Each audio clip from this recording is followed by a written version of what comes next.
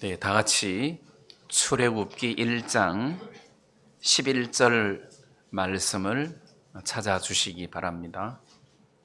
제가 읽겠습니다. 감독들을 그들 위에 세우고 그들에게 무거운 짐을 지워 괴롭게 하여 그들로 바로를 위하여 국고성 비돔과 람셋을 건축하게 하니라. 그러나 학대를 받을수록 더욱 번식하고 창성하니 애굽 사람이 이스라엘 자손을 인하여 근심하여 이스라엘 자손의 역사를 엄하게 하여 고역으로 그들의 생활을 괴롭게 하니 곧 흙 이기기와 벽돌 굽기와 농사의 여러 가지 일이라. 그 시키는 역사가 다 엄하였더라. 애굽 왕이 히브리 산파 시브라라 하는 자와 부할하는 자에게 일러 가로되 너희는 히브리 여인을 위하여 조산할 때에 살펴서 남자여든 죽이고 여자여든 그는 살게 두라. 그러나 산파들이 하나님을 두려워하여 애굽 왕의 명을 어기고 남자를 살린지라.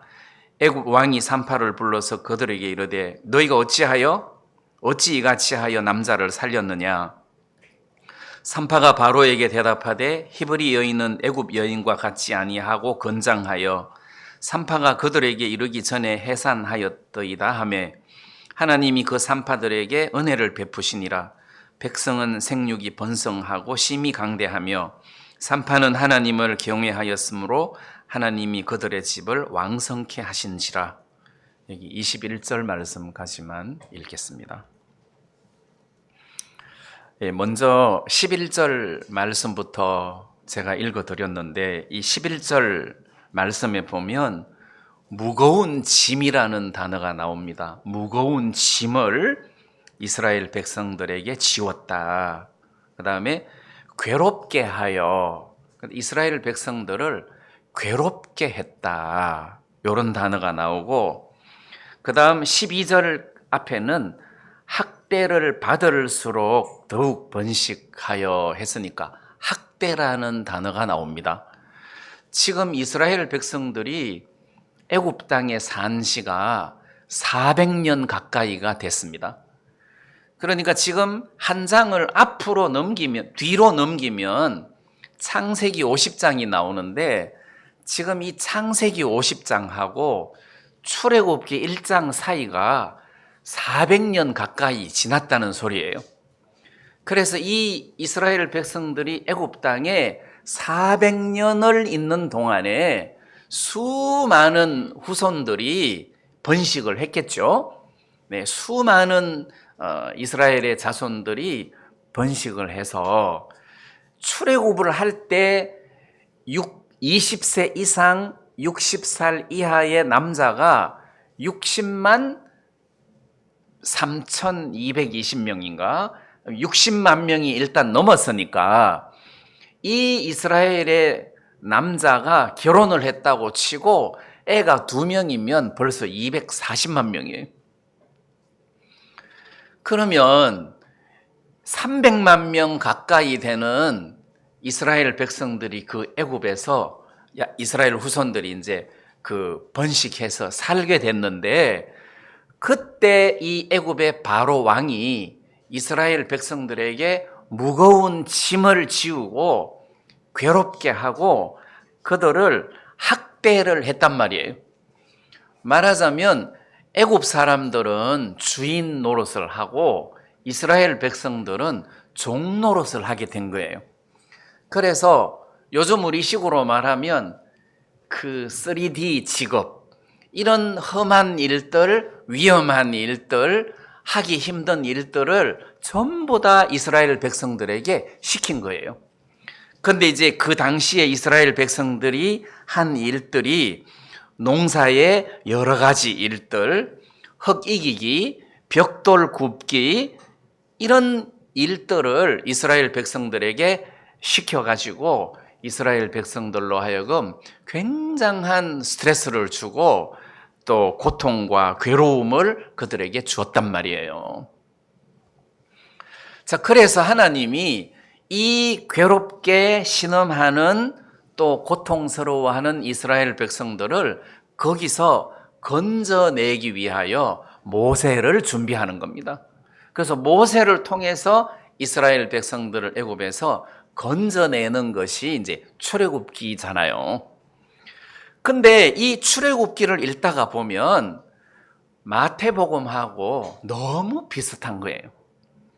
다시 말하면 이스라엘 백성들이 학대를 당하고 무거운 짐 아래서 고통스러워하고 또 그 괴롭힘을 당하는 이제 이런 삶을 살 때에 하나님이 모세를 보내서 그들을 거기서 건져냈단 말이에요.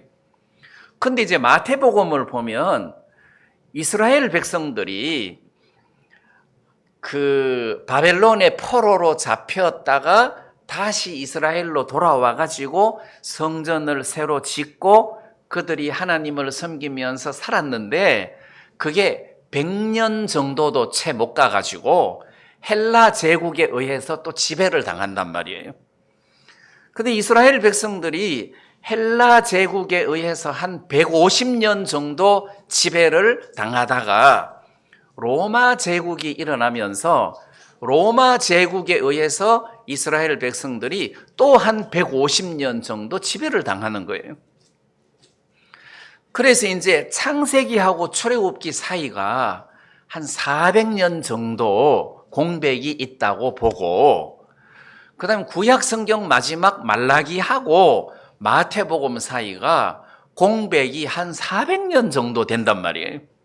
그래서 이 400년 정도 되는 공백 기간에는 선지자 활동과 기록, 뭐 하나님의 역사 이런 것들이 전혀 없단 말이에요.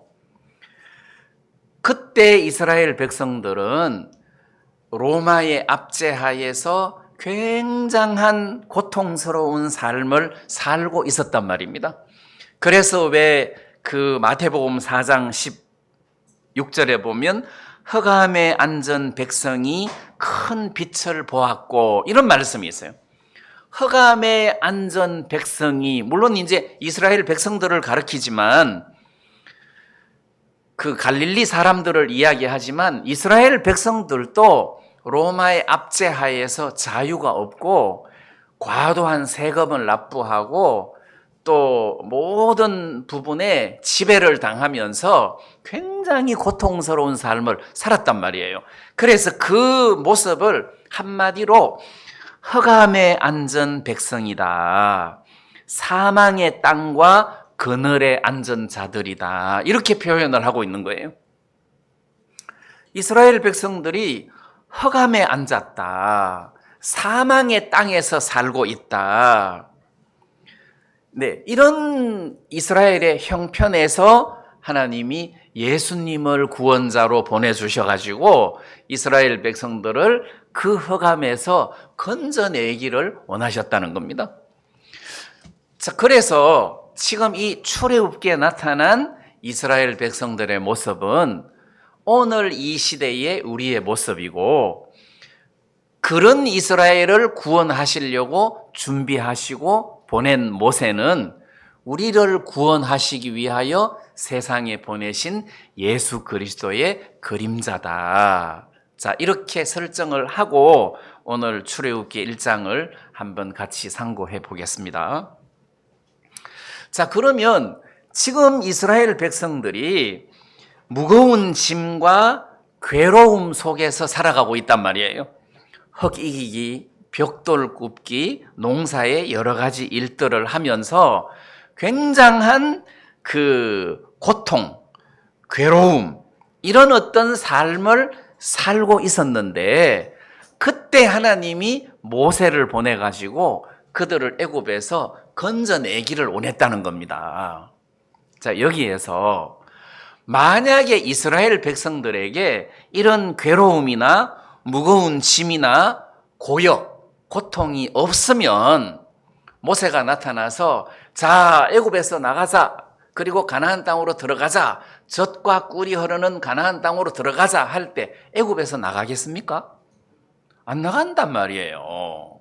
애굽이 어떤 땅이냐 하면 아브라함의 조카 롯이 아브라함하고 같이 살다가 헤어질 때 롯이 소돔성을 택해서 갔단 말이에요. 요단 온 들을 택하고 그 다음에 이제 소돔으로 들어갔는데, 그 요단 온들과 소돔이 롯이 봤을 때 여호와의 동산 같고 애굽 땅과 같았더라 이랬어요. 그럼 그 당시에 소돔이 애굽 땅과 같았더라. 그리고 여호와의 동산 같았다 이랬으니까 거기에 애굽 땅이 나온단 말이에요. 여호와의 동산이고. 그러면 애굽 땅이 얼마나 살기가 좋은지를 설명하고 있다는 거죠. 애굽이 여호와의 동산 같다. 그래서 그 나일강의 삼각주의 기름진 옥토가 이스라엘 백성들과 또 애굽 사람들에게 양식을 제공해주는 그야말로 그 낙원이었단 말이에요. 근데 그렇게 살기 좋은 애굽 땅에서 어려움이 없었더라면 모세가 나타나서 그들을 출애굽시키려고 할 때 동의를 안 한다는 거죠. 여기도 살기 좋은데 뭐 가나안 땅보다 여기가 살기 좋은데 이렇게 할 거 아니에요. 자, 이렇게 어렵고 힘든 이스라엘의 삶에도 불구하고 모세가 이스라엘 백성들을 애굽에서 건져냈어요. 광야 생활을 하는데 이게 마음에서 머리에서 애굽이 안 빠져나가는 거야. 애굽은 그때 우리가 애굽에 살 때 값없이 고기를 먹고 외와 파, 부추, 마늘, 수박 이런 것들을 먹은 것들이 생각나는데 이 광야에는 아무것도 없다. 이 만나 외에는 보이는 것이 없다 하고 불평을 할 때 애굽을 생각을 했다는 거지. 애굽이 어땠는데 값없이 고기를 먹고 파, 부추, 마늘, 수박, 외 이런 걸 먹었는데 그때가 너무 좋았다. 자, 이런 무거운 짐과 괴롭힘 속에서도 애굽에서 나오니까 애굽을 그리워하고 자꾸 애굽으로 돌아가자. 무슨 문제만 있으면 애굽으로 돌아가자. 애굽으로 돌아가자 이랬잖아요. 근데 아무 문제 없었으면 모세가 자, 출애굽하자. 그럼 동의를 안 할 거란 말이에요. 자, 근데 여기에서 하나님이 애굽에서 이스라엘 백성들을 건져낼 때쯤 됐을 때 400년 가까이 됐을 때 이스라엘의 무거운 짐을 허락하시고 괴롭힘 당함을 허락하시고 고통을 허락하셨다는 거죠. 제가 무슨 이야기를 하려고 하느냐 하면 예수님이 이 땅에 오셨을 때에도 예수님이 그냥 우리를 구원하시려고 하면 사람들이 예수를 안 믿는다는 것이 동의를 안 한다는 거예요. 그래서 하나님이 인생들에게 가시를 주시고 엉겅퀴를 주시고 흑암을 주시고 사탄의 역사를 주셨단 말입니다. 그런 고통 속에서 수고하고 무거운 짐 아래서 허덕거리고 있을 때 예수님이 나타나셔가지고 수고하고 무거운 짐진 자들아 다 내게로 오라 내가 너희를 쉬게 하리라 할 때 그래 내가 저분에게 가야 되겠다. 내가 쉴 수 있는 곳은 저 예수님밖에 없다 해서 예수님에게로 갈 거 아니에요.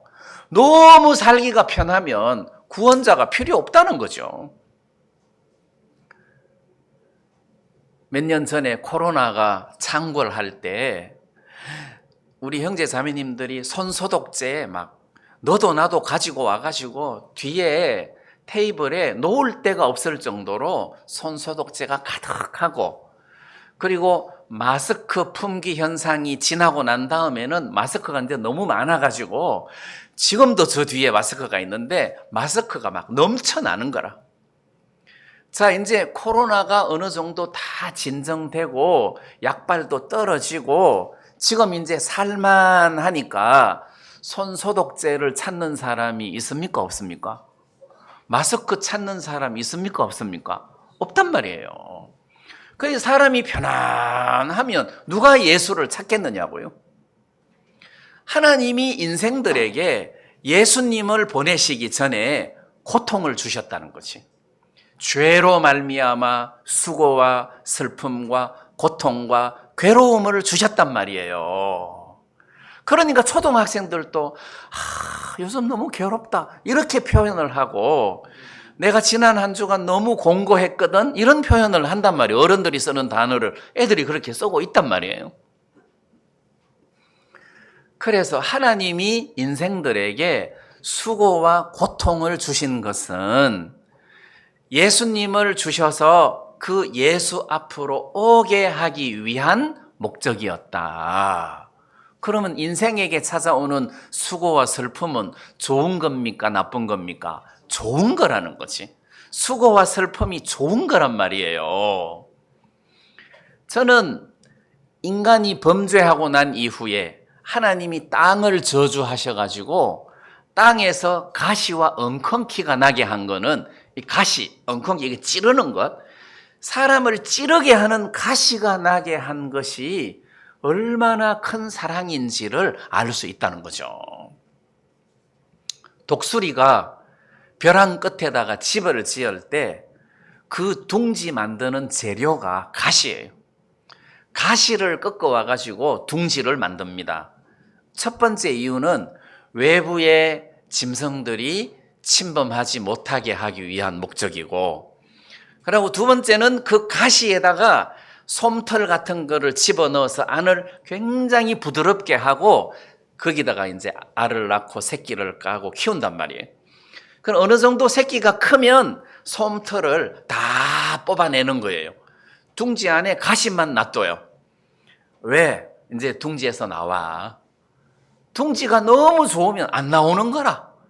그래서 솜털을 다 뽑아내고 둥지에서 나와 해서 안 나오면 날개로 그 둥지를 치고 어지럽혀서 가시에 찔리게 하는 거야.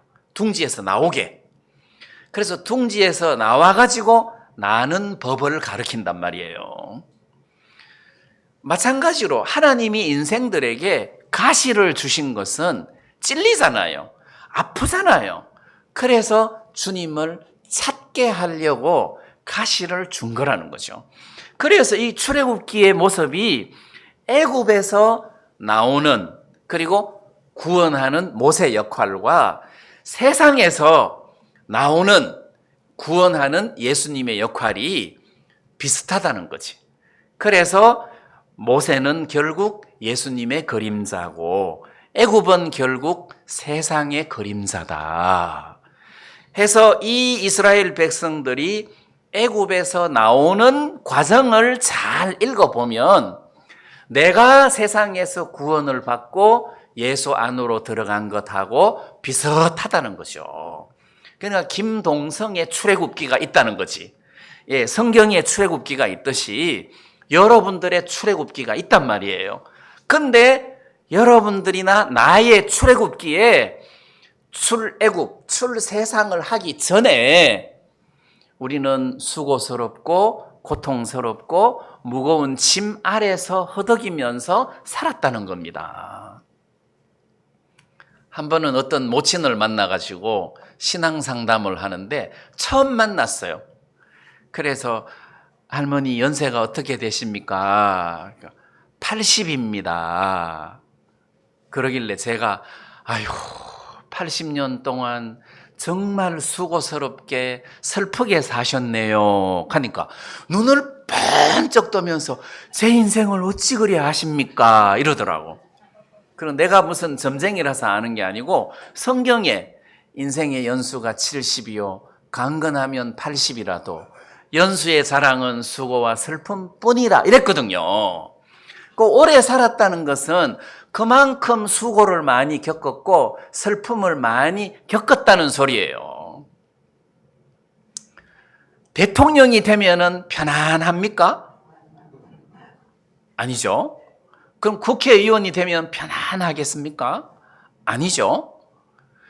인생은 어느 위치, 어느 포지션에 있든지 간에 고통스럽고 힘들게 되어 있습니다. 왜? 죄 때문에. 죄 아래 사는 동안에 인생들은 수고와 슬픔과 괴로움을 겪을 수밖에 없다는 겁니다. 거기다가 병까지. 그래서 하나님은 예수 앞으로 오너라. 예수 앞으로 와라. 목적은 그거 하나뿐이라는 거죠. 그래서 이스라엘 백성들이 무거운 짐과 괴롭힘과 그 다음에 고역으로 인하여 신음하는 그 고통이 굉장히 컸단 말입니다. 그래서 출애굽기 뒷부분에 한 장 넘기면 2장 23절에 보니까 여러 해 후에 애굽 왕은 죽었고 이스라엘 자손은 고역으로 인하여 탄식하며 부르짖으니, 이스라엘 백성들이 고역으로 인하여 탄식하며 부르짖었다. 그러니까 백성들이 탄식을 하고, 여기 부르짖었다는 말은 고래고래 과음을 지르면서 운 것을 말하는 거예요. 그냥 막 통곡을 하면서 우는 거예요. 왜? 너무 힘드니까. 너무 힘들다. 이게 인생이라는 겁니다. 그래서 이런 어떤 어려움과 고통을 하나님이 인생들에게 허락하신 이유는 예수 앞으로 와서 구원을 받으라고 이런 어려움을 주신 거란 말입니다. 자, 암 누가 좋아합니까? 암을 좋아하는 사람 아무도 없습니다. 근데 암 때문에 내 형이 구원을 받고 세상을 떠났어요. 안 그러면 절대 예수 믿을 사람이 아니에요. 구원받을 사람이 아니에요. 암 때문에 구원을 받았어요. 그리고 암 때문에 마음이 꺾여서 말씀 앞으로 나와서 구원받은 사람들이 얼마나 많습니까? 그래서 어떻게 보면 이 암이라는 것이 인간들에게 고통을 주고 어려움을 준 것은 맞지만, 그것으로 인하여 마음을 꺾어서 하나님 앞으로 오게 하고 구원을 받게 하는 재료가 된다는 거죠. 하나님 편에서는 암도 허락하시고 사고도 허락하시고 경제적인 파탄도 허락하시고 이런저런 많은 우환들을 허락하셨다는 거죠. 왜? 예수 앞으로 나오라. 그것 말고는 하나님이 세상에 가시를 준 목적이 없다고 봐야죠. 자, 그래서 하나님이 가시를 주어서 그들을 어렵게 하고 수고롭게 한 것은 예수 앞으로 와서 구원을 받고 영생을 얻고 그 예수 안에 있는 즐거움을 누리게 하기 위하여 하나님이 이런 고통을 주신 것이다. 네, 이렇게 믿으셔야 된다는 겁니다. 저도 목사니까 우리 어머니가 연세가 많으신데 구원을 받고 돌아가셔야 되지 않겠냐. 그건 여러분들도 마찬가지죠. 그래서 집에 갈 때마다 성경 공부하고 말씀 이야기하고 또 복음 전하고 이렇게 하거든요. 내 친구 목사님들도 자기가 목사인데 아버지가 어머니가 구원을 못 받으면 얼마나 마음이 아프겠습니까? 근데 또 목사 아버지는 더 교만해가지고 구원을 안 받아. 연세가 많이 드셨는데도. 그런데 어느 날 중풍이 왔어. 몸이 마비가 돼가지고 걷지도 못해. 그래서 고생 하시다가 마음이 꺾여서 구원을 받으시는 경우도 있는 거예요. 사고를 당하시기도 하고 암을 만나기도 하고. 그래서 그런 일들을 통해서 구원을 받더라는 겁니다. 자, 여기서 우리가 하나 더 짚고 넘어가야 될 일이 있는데, 이스라엘 백성들이 애굽에서 구원을 받고 출애굽을 한다는 것은 우리로 하나님께서 이 세상에서 구원을 받게 하는 거랑 같다. 우리는 보통 구원받았냐? 받았다 할 때 이 구원은 죄에 대해서 구원을 이야기하잖아요. 근데 갈라디아서 1장에서는 예수님께서 십자가에 못 박히신 것은 우리를 이 악한 세대에서 구원을 하시려고 예수님이 십자가에 못 박혀 돌아가셨다. 이렇게 되어 있거든요. 그러니까 죄에서 구원하실 뿐만 아니라 이 악한 세대에서 우리를 구원하시기 위하여 예수님이 십자가를 지셨단 말입니다. 그래서 여러분들이 나 구원받았어. 죄에서 구원을 받았다. 그 다음에 하나님의 심판에서부터 구원을 받았다. 또는 이 악한 세상에서 구원을 받았다. 똑같은 거예요. 그래서 세상 근심과 걱정은 더 이상 우리의 것이 아니라는 거지. 왜? 세상에서부터 구원을 받았기 때문에 더 이상 이 세상 걱정 근심으로 구원받은 사람들이 마음이 흔들려서는 안 된다. 우리는 더 이상 세상 사람이 아니라는 거예요.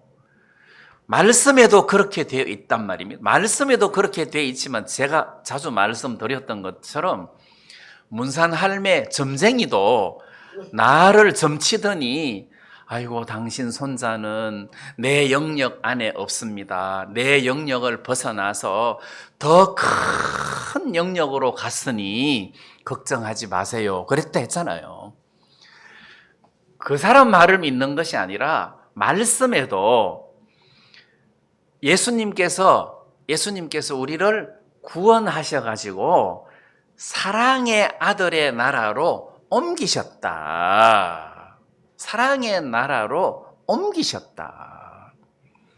그래서 이 악한 세대에서 우리를 건져가지고 사랑의 아들의 나라로 옮겼다. 했으니까 우리는 구원을 받은 사람이다. 그래서 여러분들이 세상 걱정 근심으로 여러분들이 무거워하고 힘들면 그거는 마귀에게 속는 거예요.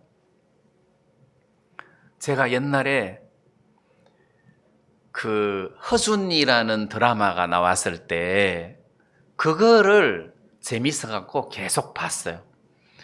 근데 어느 날 허준이가 감옥에 갇혔어요. 억울하게. 근데 드라마가 이제 그 연속극이니까 그날 저녁에 끝났어요. 아유, 이제 기도하고 자야 되겠다. 그러면서 이제 엎드려서 기도하다가 갑자기 입에서 하나님, 허준이가 감옥에 갇혔는데 거기서 나오게 해주세요. 기도하다가 말고 정신이 번쩍 들어갔고 내가 지금 뭐 하고 있는 짓이지? 해갖고 정신을 차려보니까 그 드라마에 너무 심취가 돼가지고 걱정을 하고 있는 거예요. 그러면 우리가 드라마 속에 나타난 근심을 현실 속에서 무거운 짐으로 느끼고 걱정을 하면 됩니까? 안 됩니까? 그 우스운 거죠. 우스운 거죠. 드라마 쪽인데 똑같아요. 구원받은 사람은 세상에서 이미 출애굽을 한 사람인데 세상 걱정 근심으로 내가 고통을 겪고 괴로움을 겪는다면 그거는 마귀에게 속는 거라는 거죠. 더 이상 이 세상 죄는 나하고 상관없다. 이 세상 우환도, 이 세상 저주도, 이 세상의 수고도 나하고는 상관없다. 근데 목사님 이렇게 현실적으로 살다가 보면 모든 것이 수고스럽잖아요. 힘들잖아요. 어렵잖아요. 근데 제가 말씀드리고 싶은 것은 마음을 비우면 돼요. 마음을 좀 낮춰야 돼요. 나도 모르게 살아가면서 마음이 자꾸 높아지는 거라. 나도 모르게 마음이 자꾸 고급스러워지는 거예요. 이게 내가 뭔가 된 사람인 것처럼 자꾸 높아지는 거예요. 근데 마음을 낮추면 너무 좋은 거라. 마음을 낮추면 내가 저런 아내를 이렇게 평생 같이 산다는 것은 내가 복을 받았구나. 누가 나 같은 사람한테 시집 오겠노? 이렇게 된 거죠. 근데 마음이 높으면 더럽게 재수없네. 내가 어떻게 저런 여자를 만났을까? 이렇게 된단 말이에요. 그 마음을 마음을 낮춘다. 이게 마음을 낮춘다는 말의 의미가 제대로 돌아가는 겁니다. 하나님이 우리를 만들 때 벌거벗겨서 만들었어요. 마귀 천사가 만들어졌을 때는 보석으로 꾸며서 만들었잖아요. 근데 인간을 만들었을 때는 벌거벗겨서 만들었단 말이에요. 에덴 동산에서 살 때 완전히 벌거벗고 돌아다녔단 말이에요. 그 말의 의미가 부끄럽다, 낯뜨겁다, 니를 볼 때마다 창피하다, 이런 의미 아니겠어요? 뭐 부끄럽다, 다 벗었으니까 부끄럽다. 이게 우리 본 모습이라는 거죠. 그럼 내가 여러분들 앞에 서면 좀 부끄럽습니다, 이래야 되는데, 나보다 잘난 사람 있으면 나와봐, 이런 태도면은 그 사람은 주님의 은혜를 입기가 힘들다는 거죠. 하나님이 우리 마음을 낮추시는 이유가 제자리로 돌아가라는 겁니다. 제자리로 돌아가라. 마귀가 우리를 잔뜩 높여놨다는 거죠. 잔뜩 높여놨다. 근데 수고와 슬픔을 통해서 내 마음을 낮추어서 제자리로 돌아가면 거기에서 예수님을 만난다는 겁니다. 예수님은 마구간에서 태어났고, 예수님은 갈릴리에서 그 갈릴리 사람이라는 소리를 들을 정도로 시골에서 사셨어요. 그러면 우리가 아주 낮은 위치로 내려갈 때 거기서 예수님을 만나기가 쉽다는 거예요. 마음을 낮추면 뭘 먹어도 감사하고, 어디를 가도, 어디에서 잠을 자도 아무 문제가 안 되고, 누가 나를 좀 무시해도 아무 문제가 안 된단 말이에요. 그래서 마음을 낮추면은, 내가 참 구원받았다는 게 너무 행복하고 감사하다, 이게 먼저 나와요. 근데 마음이 높으면 구원이 어디 가고 없고 형편이 크게 보이면서 요즘 왜 이래? 삶이 왜 이래? 누구 때문이야? 이렇게 된단 말이에요. 그래서 우리가 구원받을 때 낮은 마음으로 지금도 그렇게 살면 예수님이 감사하고, 예수님이 커 보이고, 구원받았다는 것이 행복하고, 이 믿음 안에 산다는 것이 너무 좋고, 그리고 이 세상 형편은 그래 잠시 지나가는 건데, 그러면서 이거를 무시하고 업신여긴단 말이에요. 이거 아무것도 아니거든 사실요. 자, 이스라엘 백성들이 애굽에서 나왔다. 그럼 이제 더 이상 애굽을 생각하면 안 된다는 거지. 하나님은 다시는 애굽으로 내려가지 마라. 그러니까 율법에 이스라엘 백성들에게 마땅히 왕된 자는 말을 많이 두지 마라. 또 말을 얻으려고 애굽으로 내려가지 마라. 이제 애굽에는 다시는 내려가지 마라. 자, 하나님이 그렇게 백성들에게 말씀을 하셨는데, 우리로 하여금 더 이상 세상에 젖지 마라. 더 이상 세상에 젖지 마라. 여러분, 우리가 이렇게 살면 행복하게 지금 잘 살고 있는 것 아닙니까? 뭐 어떻게 살아야 됩니까?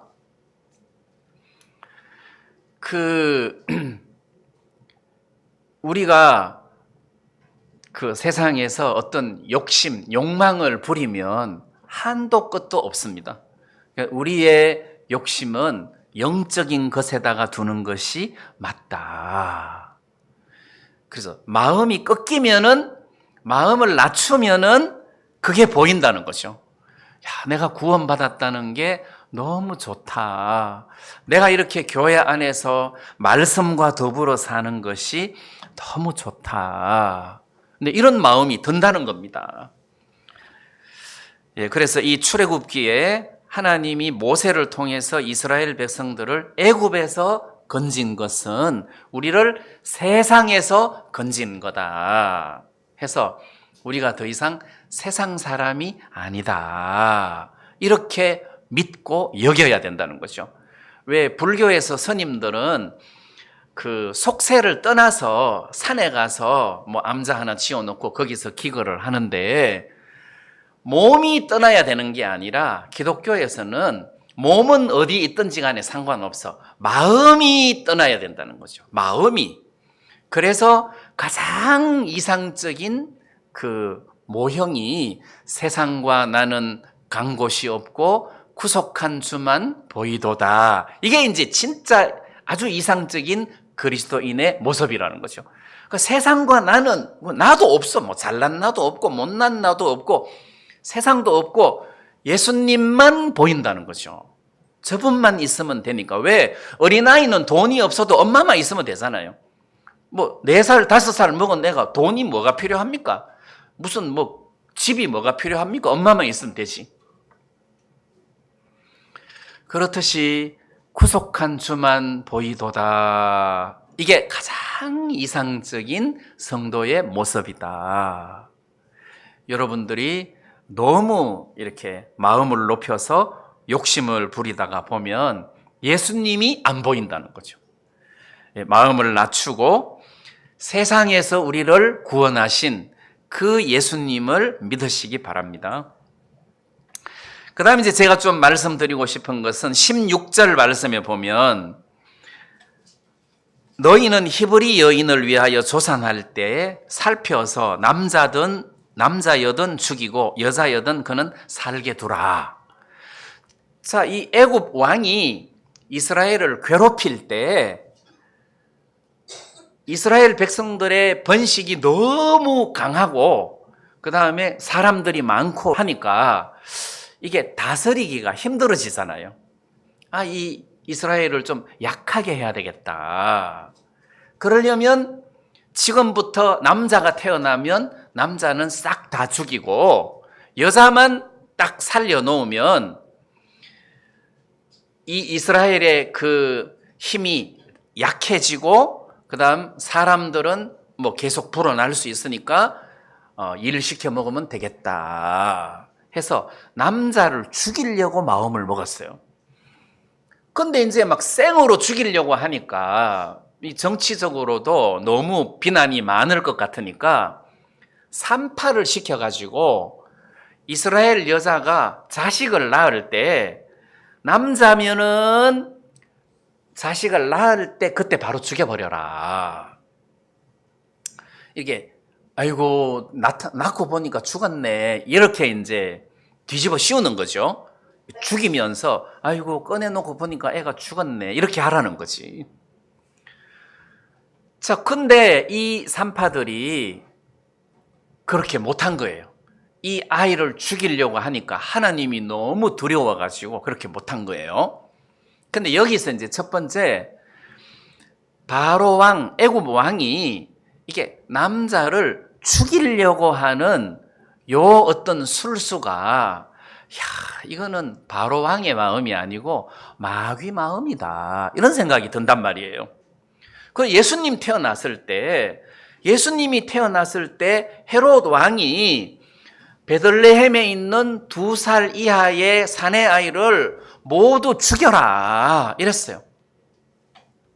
그럼 헤롯 왕이 2살 이하의 사내 아이를 모두 죽여라 하고 명령한 이유가 자기가 왕인데 유대인의 왕으로 태어났다 하니 이 싹스를 완전히 죽여버려야 되잖아요. 자기가 왕인데 또 누가 태어나? 내 새끼가 태어나면 몰라도 2살 이하의 사내 아이를 다 죽여라.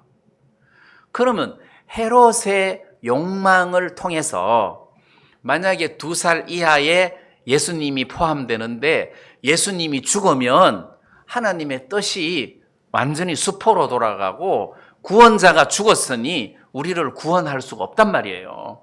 그러면 이거는 마귀의 계획이다. 마귀 이야기는 없지만 헤롯 왕이 2살 이하의 사내 아이를 모두 죽여라 하는 그 말 속에 마귀의 뜻 또는 마귀의 입김이 숨어 있다는 거죠. 마귀가 이렇게 하는구나. 뭐 예수가 죽으면 안 되잖아요. 십자가에서 죽어야 되는데.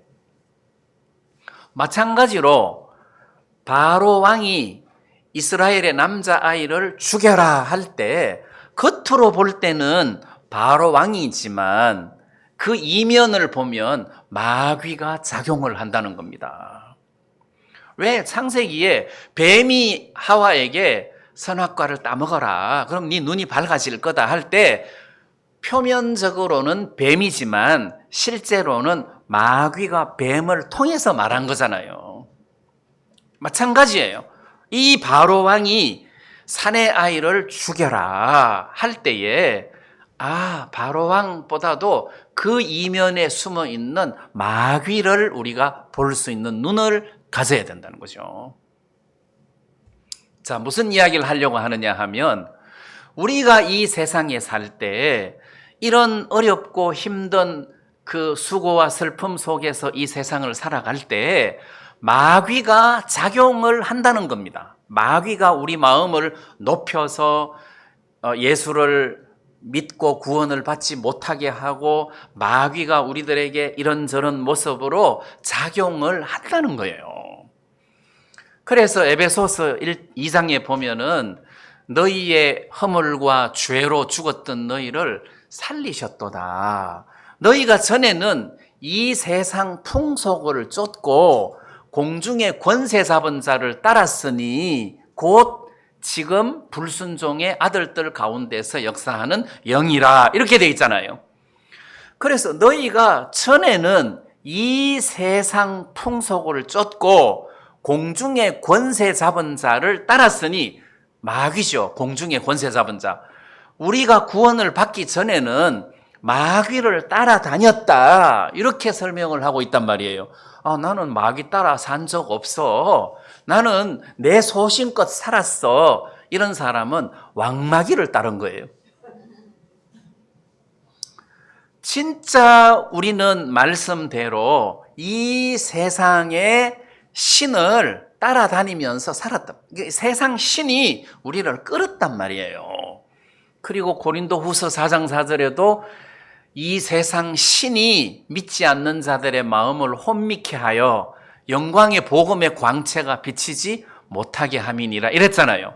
이 세상 신이 믿지 않는 사람들의 마음을 헷갈리게 해가지고 구원을 못 받게 한다는 거지. 영광의 광채가 비치지 못하게 한다는 거죠. 마귀가 그렇게 역사를 한다는 겁니다. 그러면 우리가 이 세상을 볼 때 마귀의 역사를 이렇게 눈으로는 볼 수 없지만 영으로 마귀의 역사를 봐야 된다는 거죠. 그럼 때때로 마귀가 내 마음을 이렇게 높여주는구나. 어느 날 D.L. 무디가 설교를 하고 내려왔더니 어떤 자매님이 저 뒤에서 막 쫓아 나와가지고, 무디 목사님, 오늘 설교가 너무너무 은혜로웠어요, 감사합니다. 그러니까 한 발 늦었습니다. 한 발 늦다니요, 내가 제일 먼저 왔는데. 그러니까 내가 설교 딱 마치고 강단에 내려올 때 마귀가 벌써 그 말 했습니다, 나한테. 이랬단 말이에요. 그러면 그 무디 목사님도 마귀의 역사를 항상 염두에 두고 있었다는 소리 아니에요. 무슨 뜻인지 이해가 되죠? 그러면 마귀가 자주자주 우리에게 말하고 우리 마음을 높이고 또는 반대로 슬럼프 속에 집어넣고 이런 일을 마귀가 한다는 거예요. 그래서 구원받은 사람이 이게 사람으로 보지 말고, 저게 뱀이 아니고 마귀구나, 저게 헤롯이 아니고 마귀구나, 이게 바로왕이 아니고 마귀구나, 이거를 알아야 된다는 거죠.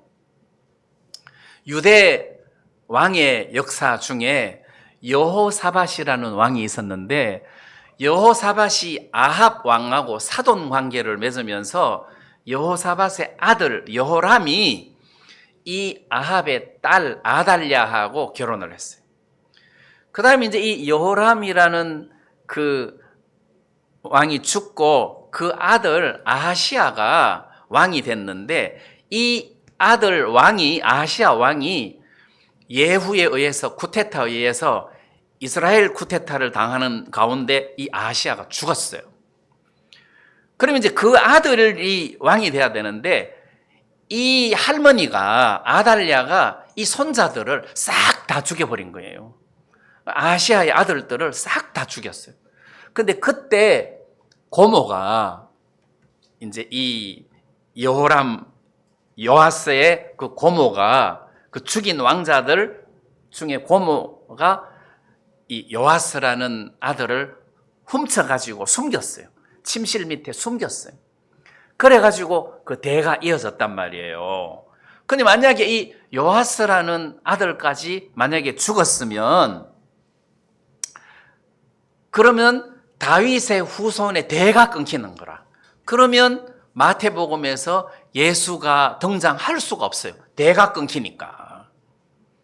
그러면 이 아달랴라는 여자가 자기가 왕이 되고 싶어서 그 손자들을 다 죽이고 6년 동안 자기가 왕을 해먹었잖아요. 그 대신 요아스라는 사람은 그 당시에 대제사장이 성전에서 6년을 숨겨가지고 7년째 이 아달랴를 죽이고 다시 왕으로 이렇게 왕으로 이게 복직을 시켜주니까 대가 그대로 이어지는데 우리가 요런 스토리를 봐도 마귀가 이렇게 하는구나 이런 것을 알 수 있다는 거죠.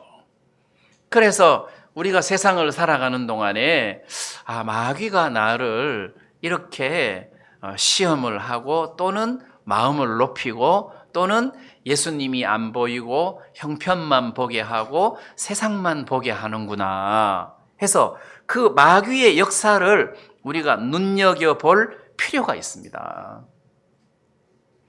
하나님이 우리 인생들에게 수고를 주신 이유를 시편 107편에서는 이렇게 이야기를 하고 있습니다.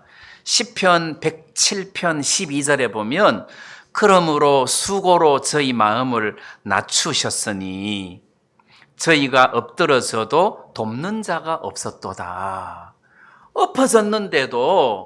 엎어졌는데도 이렇게 세워줄 사람이 없다는 거라.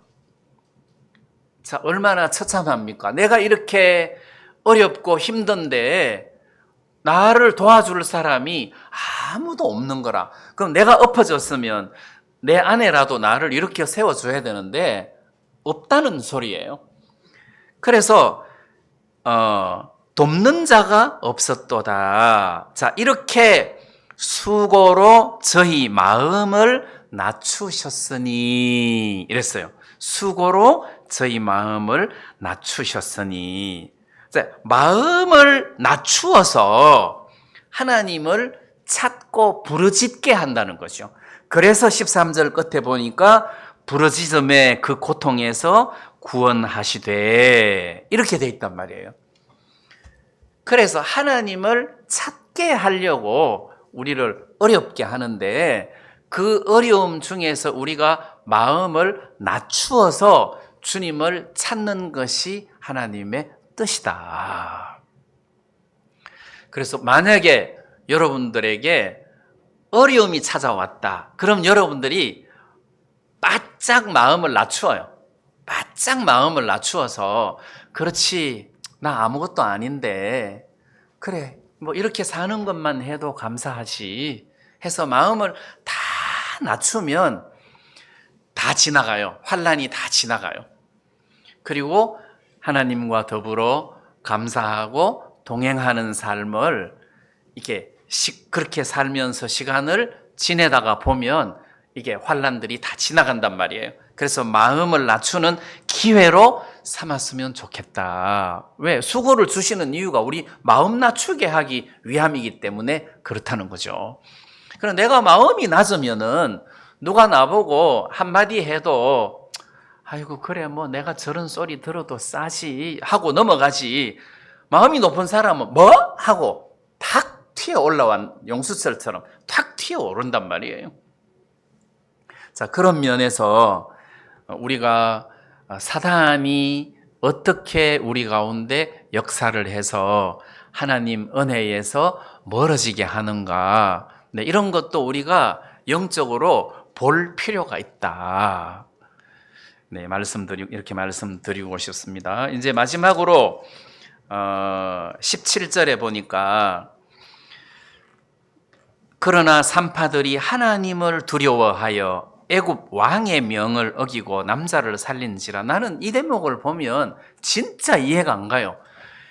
그 애굽의 왕은 황제예요. 그 당시에 그 모든 일대를 다 지배하고 있는 황제란 말이에요. 근데 그 왕이 명령을 하는데도 그 왕의 명령을 거절하고 하나님을 두려워한 것은 이건 하나님의 역사지, 이게 사람으로서는 이렇게 될 수가 없어요. 진짜 하나님이 그 외 일제시대 때도 신사참배하라고 할 때 큰 교회 목사들 전부 다 거기다가 절했잖아요.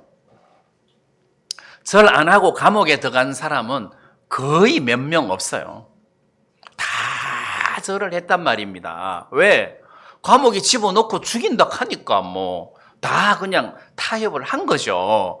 나는 하나님이 두려워서 나는 이런 우상에게 절할 수 없다. 죽여라. 이렇게 하는 사람이 드물다는 거죠. 근데 그 일제시대 그 상황보다도 이 출애굽 시기에 바로왕의 명이 더 엄중하다고 봐야 되겠죠. 근데 바로왕이 두려운 게 아니라 하나님이 두려웠다는 것은 이것은 하나님의 역사다. 무슨 이야기냐 하면 하나님께서 그 산파들에게 하나님이 얼마나 두려운지 그 두려운 마음을 줬다는 거죠. 하나님이 그런 마음을 준 거다. 사도 바울이 복음을 전할 때 핍박을 당하고 감옥에도 들어가고 막 돌에 맞기도 하고 굉장한 어려운 일을 많이 겪었잖아요. 근데 내가 생각할 때 어떻게 저렇게 사역을 할 수 있을까 이런 마음이 드는데 고린도후서 5장에 보니까 그리스도의 사랑이 나를 강권하시는도다 이렇게 돼 있어요. 그리스도의 사랑이 나를 강권하는도다 했으니까 나를 이렇게 몰아간다는 뜻이에요. 그것도 억지로가 아니고 사랑으로 몰아가니까 자기도 모르게 그 길을 가는 거예요. 사랑으로 몰아가니까 가는 거예요.